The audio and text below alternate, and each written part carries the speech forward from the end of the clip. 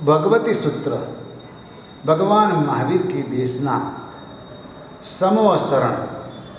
और आप कल्पना करो कि हजारों लोग भगवान की देशना सुनने के लिए बैठे हैं, भगवान देशना दे रहे हैं और कई तरह के तत्वज्ञान की चर्चा हो रही है। सृष्टि में जीव अजीव, पुण्य पाप, आश्रम संवर, निर्जरा, बंध और मोक्ष, वैसे कई तत्व है, कई पदार्थ है। ये सभी बातों की चर्चा हो रही है। यहाँ अध्यात्म की बात हो रही है। सृष्टि में क्या है क्या नहीं है वो जानने का प्रयास हो रहा है, क्योंकि भगवान सर्वज्ञ है। किसी ने भगवान से प्रश्न किया, किसी ने भगवान से प्रश्न किया कि प्रभु, वैसे तो कुएं में पानी ठंडा ही होता है, लेकिन कोई जगह गर्म पानी भी निकलता है, क्या वजह है? तब भगवान ने कहा, हे गौतम, उष्ण योनि वाले अपकाय के जीवों की वजह से वह पानी सहज ही गर्म होता है।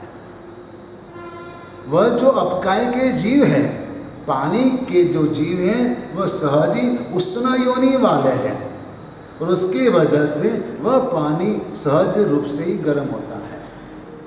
अब आपको मुझे यहाँ पर एक बात करना है कि साइंस ने प्रूव किया है कि पानी में जीव है, और आप एक बूंद में बहुत जीव है वैसा माइक्रोस्कोप से देखते हैं, लेकिन वह अलग बात है।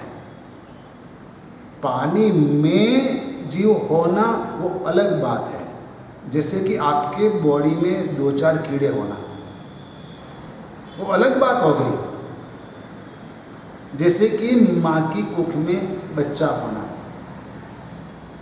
वो अलग बात हो गई। लेकिन माँ भी खुद एक जीव है, आप भी खुद एक जीव हो, वैसे पानी भी जीवों का शरीर है। पानी भी जीवों का शरीर है।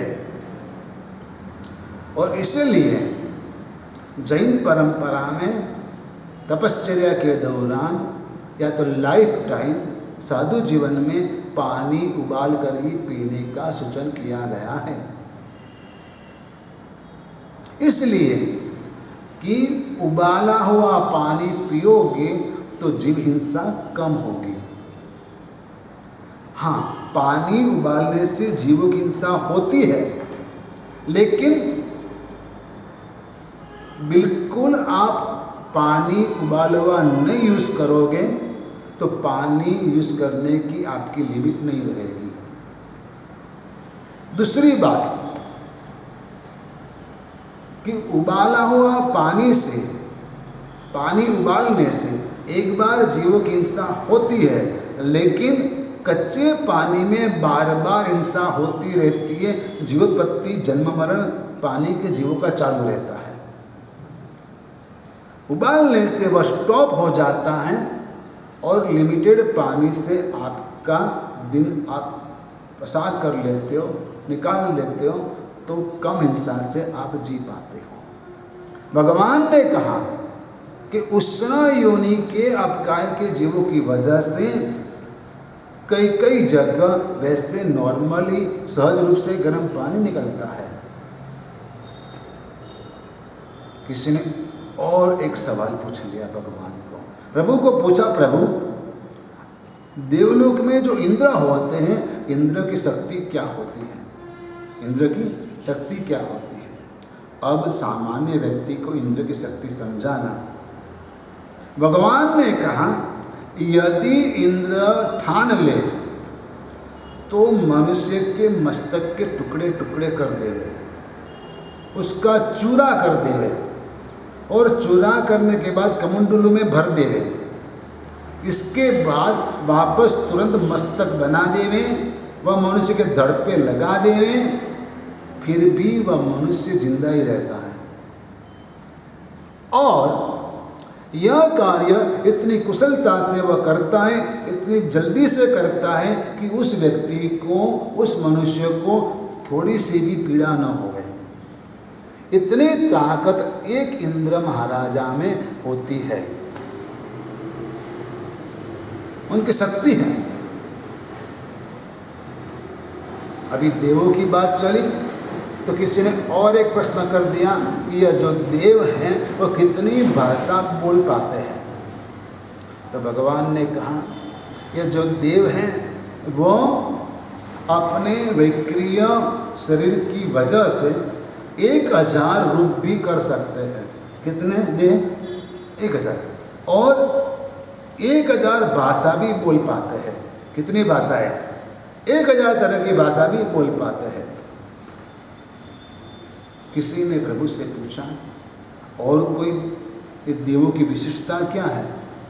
तो भगवान ने कहा कि ये देव जो हैं वह मनुष्य की पलक, आंखों की पलक के ऊपर, पलकों के ऊपर कई तरह के नाटक दिखा पाते हैं। क्या? कई तरह के नाटक दिखा पाते हैं। और वैसे देवों को अव्याबाद देव कहते हैं। आंखों की पलकों पर नाटक देखना, आप अभी तक आंखों के सामने ही देख रहे हो, मोबाइल में वीडियो देख रहे हो, टीवी पे देख रहे हो, लेकिन आंखों की पलकों पर नाटक देखने का मौका अभी तक तो आपको नहीं मिला। यदि संभव होगा साइंस वह भी आपको दिखलाएगा। लेकिन देवों की यह ताकत है, उसकी विशिष्टता ऐसी है कि जो आपकी पलकों के ऊपर भी आपको नाटक दिखा पाता है। उस वक्त भगवान महावीर के समय में एक बड़ा तापस था और बहुत साल से एकदम कठिन तप करता था। नगर जनों में, प्रजाजनों में, देश प्रदेश के अंदर कई जगह पे उनकी प्रख्याति थी कि तापस बहुत कष्ट करता है, बहुत तप करता है। उसका नाम था तामली तापस। उसका नाम था तामली तापस। गौतम स्वामी ने भगवान से पूछा, हे प्रभु, यह तामली तापस इतना कष्टदायक तप कर रहा है, उसका क्या फल मिलेगा? उसका क्या फल मिलेगा? तब भगवान ने कहा, हे गौतम, उसका तप अज्ञान तप है। क्या है? उसका तप अज्ञान तप है और उसका तप सिर्फ ये काया को कष्ट देने वाला है। यह तप आत्मा का हित करने वाला नहीं है। सुनने वाले सब हैरान, सुनने वाले सब हैरान। यह कैसी बात हो रही है कि हम देखते कि इतना कष्ट झेल रहा है, इतना तप कर रहा है, और भगवान कहते हैं तो सिर्फ काय क्लेश है, काय को कष्ट देने वाली बात है, अज्ञान कष्ट है। जैन परिभाषा में कहेंगे कि यह तो अकाम निजरा है और कुछ नहीं है। दूसरा प्रश्न खड़ा होता है, तो फिर कौन सा तप, कैसा तप हमारा कल्याण करने वाला होगा? कौन सा तप मोक्षदायक होगा? तो भगवान कहते हैं कि जो तप सम्यक्त्व के साथ किया जाता है,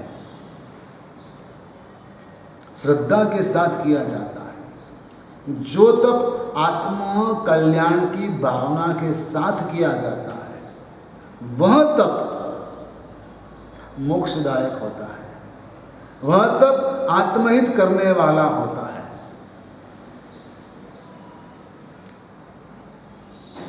क्योंकि सभी धर्मों के अंदर, सभी तरह की धर्म आराधना में सम्यक्त्व मूल है।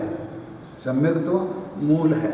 यदि सम्यक्त्व नहीं है तो बाकी की सभी धर्म आराधना शून्य है।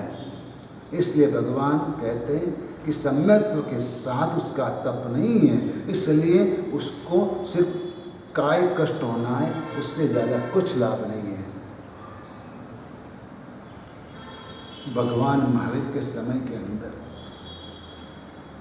तुंगिया नगरी में कई श्रावक रहते थे।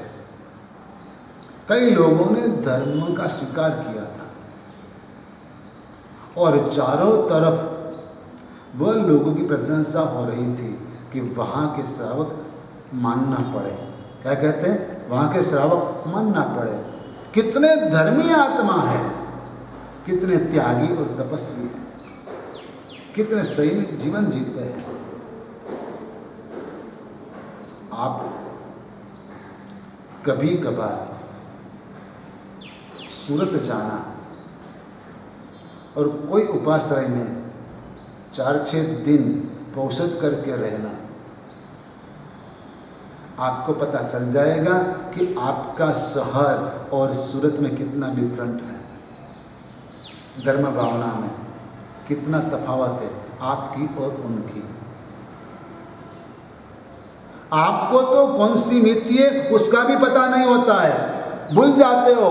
जब आपको हरी सब्जी नहीं मिलती है और मूंग की दाल मिलती है खाने में, तब आपको पता चलता है कि आज है क्या। लेकिन सूरत के श्रावक जो है ना, वह धर्म में अग्रसर है, धर्म भावना में बहुत आगे है। भगवान महावीर के समय में तुंगिया नगरी के श्रावक धर्म आराधना में आगे थे। उनकी चारों ओर प्रशंसा हो रही थी और वह श्रावक भी भगवान के सामने आकर प्रश्न करते थे और उनकी इतनी प्रशंसा सुनकर गौतम स्वामी ने भगवान से पूछा कि श्रावकों की इतनी प्रशंसा क्यों हो रही है। तब भगवान ने कहा, हे गौतम, तुंगिया नगरी के जो श्रावक हैं वह अत्यंत पाप भीरु है, पाप से डरने वाले हैं। और उन लोगों की एक स्पेशलिटी है कि जो जब से धर्म प्राप्त किया जिसने, तब से वो खुद की आयु गिनता है। किसी को पूछा जाए कि अरे आपकी आयु कितनी है, वह कहेगा 5 साल, जबकि दिखाई देता है 65 साल का। किसी को पूछेंगे आपकी आयु कितनी है, वो कहता है 3 साल, जबकि दिखाई देता है 80 साल का। लोग हैरान हो जाते हैं। पूछा गया, भाई आप ऐसा क्यों कहते हो, आप तो बड़े दिखाई देते हो और कहते हो मैं तो 5 साल का, मैं 3 साल का। और तब वो कहते हैं कि भाई साहब, जब से हमने भगवान महावीर का शरण लिया, धर्म का स्वीकार किया, धर्म आराधना का प्रारंभ किया, वही हमारा सच्चा जन्म है और वहीं से हम अच्छे से सच्चे रूप से जीना सीखे हैं। इसके पहले का जो भी जिया वह तो गया खड्डे में, वो तो गया पानी में। लेकिन सही जीवन जो है वह तो धर्म जितना किया और जब से किया वहीं से हमारा आयु हम गिनते हैं, वही सफल जन्म है, वह इतने ही साल हमारे सफल हुए। इसलिए हम इतना ही आयु कहते हैं जितना हमने धर्म किया। भगवान कहते हैं इसकी वजह से यह आत्माओं की प्रशंसा हो रही है। वह तुंगिया नगरी के श्रावक सदैव आत्महित में प्रवृत्त रहते हैं, इसलिए उनकी प्रशंसा होती है। भगवान महावीर के एक शिष्य थे। भगवती सूत्र के अंदर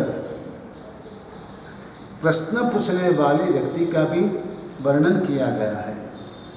भगवान महावीर के शिष्य थे रोह मुनि, नाम था रोह, और वह भद्र परिणामी थे, यानी कि सरल थे, स्वभाव से कोमल प्रकृति वाले थे, विनयी थे। क्रोध, मान, माया और लोभ उसके जो थे ने बहुत ही मामूली से थे, ज़्यादा नहीं थे। अत्यंत निरभिमानी थे, जरा सा भी उसे अभिमान नहीं था और अधिकांश वह भगवान के पास में ही रहते थे। भगवान से बहुत दूर नहीं, भगवान से बहुत नज़दीक नहीं, वैसे आसन में, उत्कटिक आसन में बैठकर वह ध्यान में लीन रहते थे। कई साधु अपनी आत्म साधना में लीन रहते थे और ऐसे रोम मुनि ने भगवान को प्रश्न किया एक बार। जो मुनि सदैव ध्यान में रहते थे, भगवान महावीर केवल ज्ञान प्राप्ति से पहले अलग अलग आसन में ध्यान में रहते थे और वह आसन ऐसे थे कि 2-5 मिनट के लिए भी करना मुश्किल हो जाता। पूरी बॉडी का बैलेंस सिर्फ पांव के आगे की उंगलियों के ऊपर रहता और शरीर का एक अंग दूसरे अंग को चिपकता नहीं था। हाथ रखते तो ऐसे रखते, ऐसे चिपका के नहीं रखते। पाँव भी वैसे रखते कि जो पाँव का हिस्सा दूसरी जगह टच न हो। भगवान की आंखें आधी खुली आधी बंद रहती थी ध्यान में। नाक के अग्रभाग के ऊपर भगवान की दृष्टि रहती थी। ट्राई तो करके देखो। आंख बंद होती है, नींद आ जाती है। आंख खुलती है, बाहर जहाँ तक भटकने लगती है। लेकिन भगवान ध्यान के अंदर नासाग्र दृष्टि रखते थे, नाक के अग्रभाग के ऊपर दृष्टि रखते थे। कई साधु भगवान से प्रेरणा पाकर अपने जीवन में वैसी ध्यान साधना करते थे।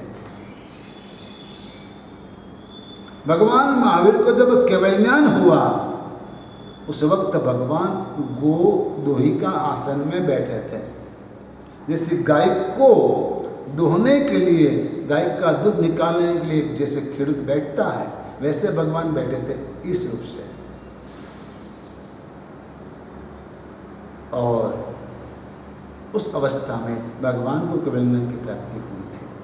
रोम मुनि जो हैं वैसे उत्कटिक आसन में बैठते थे और ध्यान में लीन रहते थे। जैसे कि आप जयवीराय सूत्र में बैठते हो, उसे वीरासन कहा जाता है। लेकिन जो आप करते हो वो गलत स्टाइल है, सही नहीं है। वीरासन में भी जैसे कि वंदित सूत्र में बैठते हो, वह भी वीरासन है। वंदित सूत्र में राइट लेग खड़ा करना होता है और चित्तवंदन में लेफ्ट लेग खड़ा करना होता है, लेकिन दोनों को वीरासन ही कहा जाता है। वीर यानी कि सैनिक, और सैनिक जैसे प्रतिपल अलर्ट रहता है, सावध रहता है, उस रूप से साधक को सावध रहना है। तो शरीर का एक अंग दूसरे अंग को छूता नहीं है और पूरा बैलेंस जो है बॉडी का, वह जमीन के ऊपर सिर्फ पांव की उंगलियों के ऊपर आधार पर रहता है। वैसे आसन में रोम मुनि रहते थे और वैसे रोम मुनि ने एक बार भगवान को प्रश्न किया, प्रभु इस सृष्टि के अंदर जीव पहला या अजीव पहला? कौन सी चीज पहली, जीव या अजीव? लोक पहला, अलोक पहला? लोकांत पहला, अलोकांत पहला? वैसे बहुत सारे प्रश्न किए, जैसे आप करते हो ना कि मुर्गी पहली अंडा पहला, वैसी बात थी। क्योंकि प्रश्न होना संभवित है और होगा, किसी को भी होगा, लेकिन भगवान ने बहुत ही समाधानपूर्ण सा उत्तर दिया। भगवान ने कहा, हे रोह, कौन पहला कौन बाद में, यह प्रश्न खड़ा होता ही नहीं है। क्योंकि इस सृष्टि में कई तत्व ऐसे हैं कि जो अनादि अनंत है, अनादि काल से है, अनंत काल तक रहने वाले हैं। षड द्रव्य जो है, धर्मास्तिकाय, अधर्मास्तिकाय, आकाशास्तिकाय, पुद्गलास्तिकाय, जीवास्तिकाय, काल वगैरह जो षड द्रव्य जो है, वह सभी पदार्थों अनादि का पुद्गलास्तिकाय जो भी है वह सब अनादि काल से है, अनंत काल तक रहने वाला है। सिर्फ उसमें परिवर्तन होता रहता है, चेंज आता है, चेंज होता रहता है, बाकी सब ढेर का ढेर वहाँ का वहीं रहता है, कोई फर्क नहीं पड़ता। इसलिए क्या पहला क्या बाद में वो प्रश्न ही नहीं है, तुरंत ही मन का समाधान हो जाता है कि बात सही है, क्योंकि उससे पहले क्या, उससे पहले क्या, उससे पहले क्या, एंड आएगा ही नहीं। इसलिए बेटर है कि मान लो अनादि काल से है, अनंत काल तक रहने वाला है, बात खत्म। और कब से है, कब से नहीं है, कब तक रहेगा, ये सभी बातों से तुझे क्या मतलब है, क्या ताल्लुक है? तू तेरी आत्मा का कल्याण कर। क्या कर, तुझे करना क्या है? आखिरकार अपनी आत्मा का कल्याण करना है। ये सभी उलझन में मत पड़, नहीं पढ़ना चाहिए। फिर भी जिज्ञासा है, समझो। लेकिन कई लोग तो सामने वाले को उलझन में डालने के लिए ऐसे प्रश्न खड़े कर देते, जो जन्मजात एडवोकेट होते हैं। तो कई तरह की तर्क दलील लाकर रख देते हैं और उसका एंड नहीं आता। कई लोग वैसे हमारे पास आते हैं और ऐसे सवाल करते हैं, अभी उसको पूछा जाए और कोई सब्जेक्ट के बारे में तो कुछ पता नहीं होता है, धर्म के बारे में उसे कोई जानकारी नहीं होती है, वहाँ तक कि गुरु भगवान के पास कैसे पेश होना वह भी नहीं आता है। कई लोगों को गुरुवंदन तक करना नहीं आता। एक गांव में हम विहार करके पहुंचे। एक बड़ा सिटी था और बड़ा संघ था। हम विहार करके पहुंचे, 10 साढ़े 10 का टाइम था। मैं स्वाध्याय कर रहा था। उस वक्त एक भाई साहब आए, गले में 3-4 सोने की चेन थी, डायमंड वाली घड़ी थी, दोनों हाथों में 4-4 अंगूठियां थी। मैं देख के समझ गया कि कोई बड़ी हस्ती है। आए हमारे पास, न हाथ जोड़ा, न मत्थरवंदनी बोले, न गुरुवंदन किया। ये सब मेरा मार्किंग था। लेकिन उसने इतना ही कहा, गुरु महाराज कुछ काम का जो तो बता देना। मैं समझ गया ये ट्रस्टी साहब है।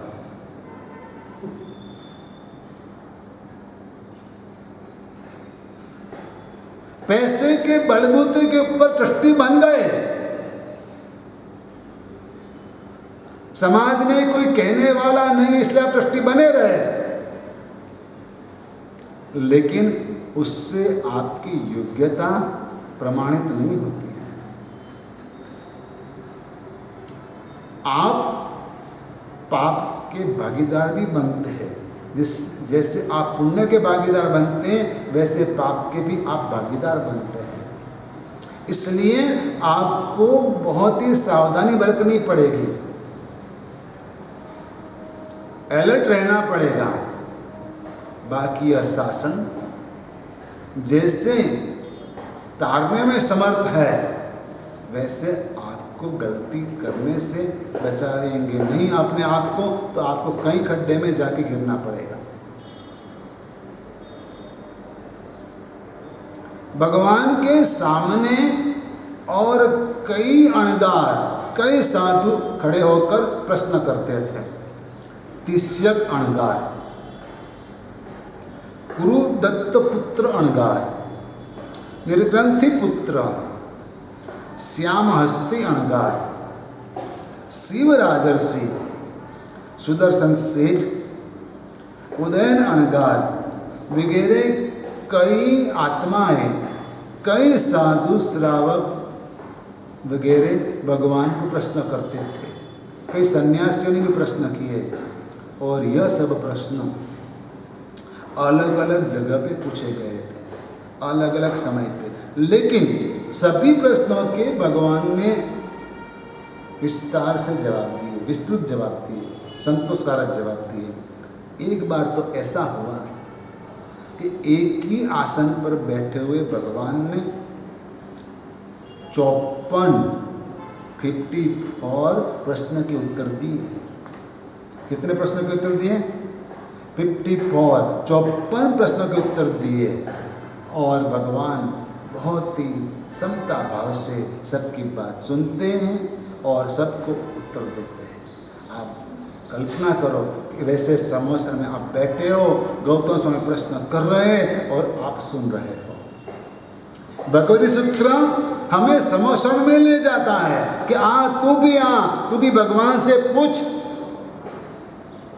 भगवान का मंदिर भी समोशरण है, भगवान सिंहासन के ऊपर विराजमान है और तू जब मंदिर में गया है तो तू समोशरण में बैठा है, वैसा ही समझ। और फिर भगवान से तो प्रश्न कर कि प्रभु ऐसा क्यों? हाँ, तुझे उत्तर मिलेगा, इंतजार कर, इंतजार कर, इंतजार कर। आपको भी उत्तर मिलेगा, इंतजार करो, भगवान से बात करो। यह भगवान से बात करने का तरीका है, प्रश्न करना। आप जाओ, मंदिर में जाओ और भगवान से प्रश्न करो, गुरु महाराज से प्रश्न करो, पाठशाला में गुरुजी से प्रश्न करो और तब जाके आपका ज्ञान बढ़ेगा और वह ज्ञान आपको मोक्ष के प्रति आगे ले जाएगा। आप वहाँ तक पहुँचो। वैसे मंगल कामना के साथ प्रवचन पूर्ण करता हूँ। धर्मलाभ, आशीर्वाद।